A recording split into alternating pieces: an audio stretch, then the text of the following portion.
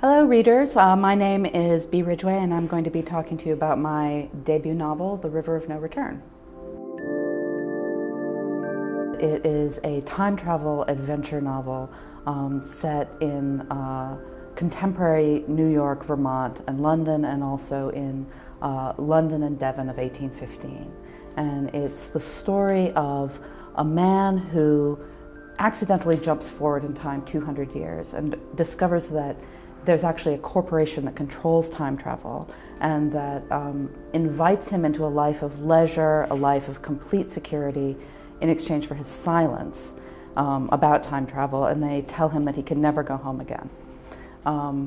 As the story unfolds, it turns out that perhaps they aren't telling him the whole truth and that the past is in fact waiting for him back in 1815. And not only that, but a certain young woman is waiting for him as well, who is herself discovering that time is not what she thought it was, and that danger is lurking around every corner. And it's a story of how they become entangled with each other and also with the future and the future of the future.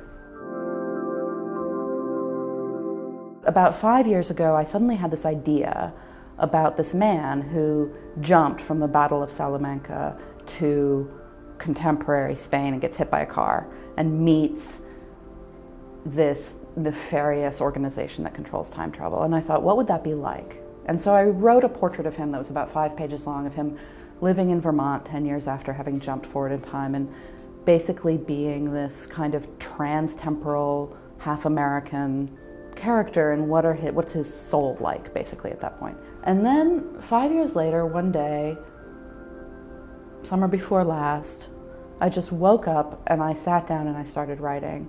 And I wrote a draft in 2.5 months. It just came out of my fingertips in a rush. But I think it had been gestating for a very long time. I think it was ripe. I think it was ready, you know. I couldn't have probably written it a day earlier than I did. My favorite character in The River of No Return is Arkady, who is the Russian, old, sort of somewhat over-sexual guy who befriends the main character and teaches him a lot about time travel, but who's also probably quite corrupt on some level.